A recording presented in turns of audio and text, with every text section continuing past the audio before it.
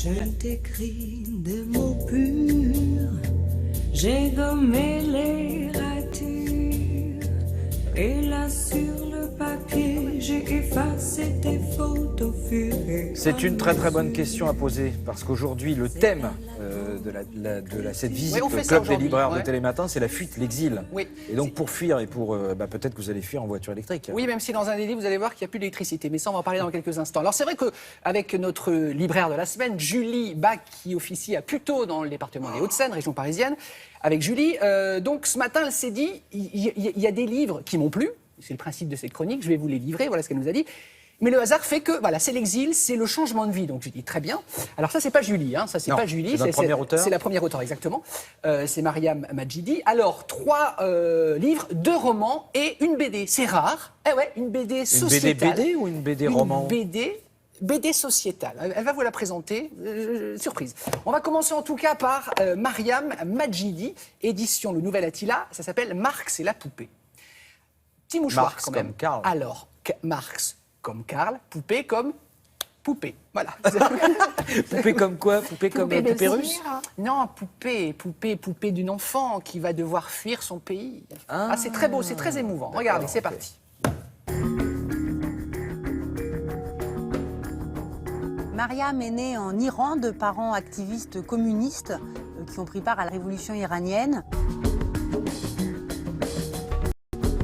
Toute son enfance est rythmée par les réunions secrètes jusqu'au jour où le groupe dans lequel ils sont actifs est démantelé. Ses parents commencent à prendre peur et ils décident donc de fuir en France, notamment pour protéger leur petite fille qui a alors 5 ans et lui permettre plus tard d'avoir une vie de femme libre.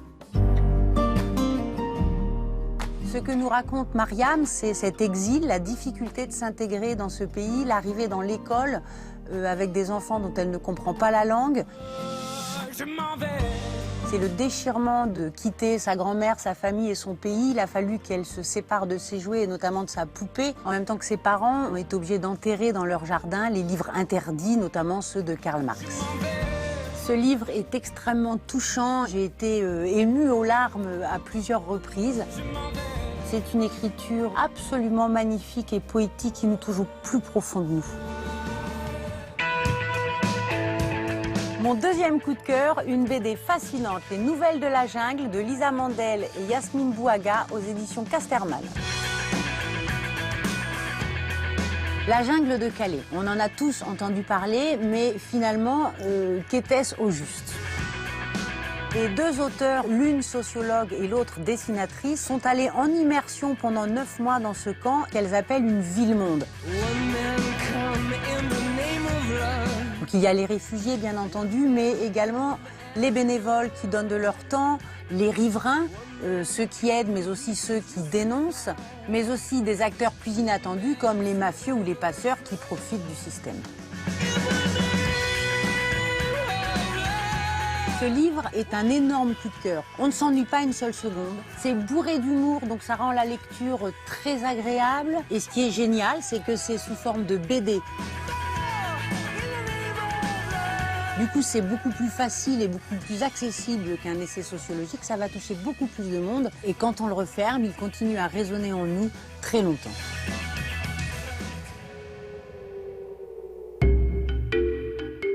Et pour terminer, un roman époustouflant, Dans la forêt de Jean Egland aux éditions Gallmeister.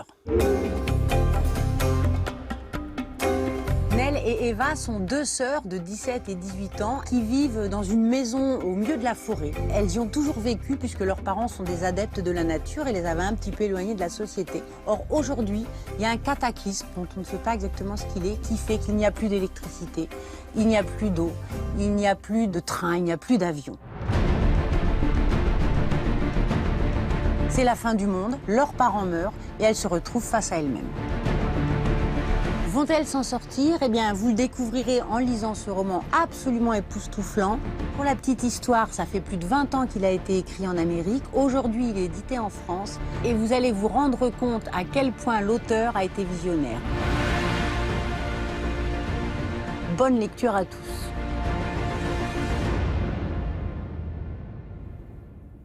C'est très très à la mode, dites-moi Damien, en ce moment, le côté on va dans la forêt, Isabelle rappelait le film Captain Fantastique, il y a aussi Sylvain Tesson, Les Chemins Noirs. C'est vrai qu'il y a ce côté, on revient à la ruralité, on revient à l'essentiel.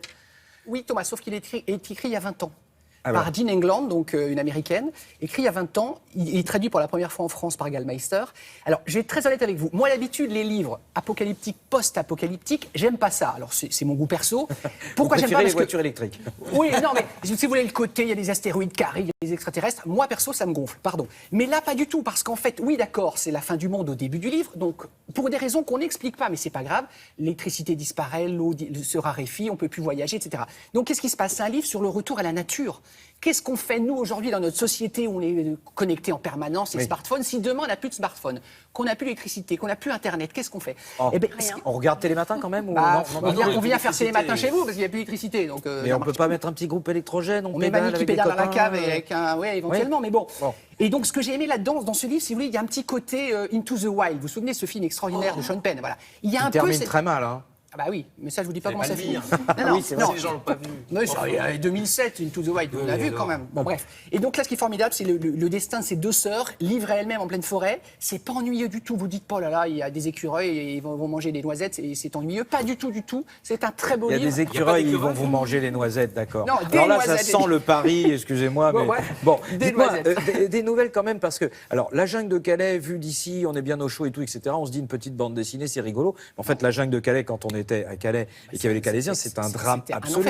Mais en même temps, c'est ce que disait Julie dans ce livre. D'abord, évidemment, il va être beaucoup plus lu que si c'était on va dire un livre, un récit de 400 pages ou un roman, oui, sauf là évidemment tout est vrai.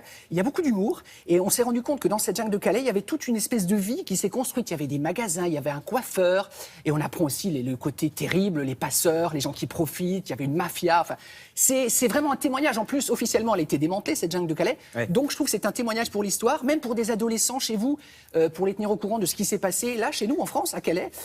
C'est magnifiquement illustré. C'est vraiment un boulot, 9 mois d'immersion pour les deux filles, donc une sociologue et une dessinatrice. Donc Casterman, vraiment, ça vaut le coup d'œil. Et le fait que ce soit justement illustré comme une BD, parce qu'on est habitué, ça peut être aussi, j'allais dire, déstabilisant par rapport au message. C'est-à-dire que...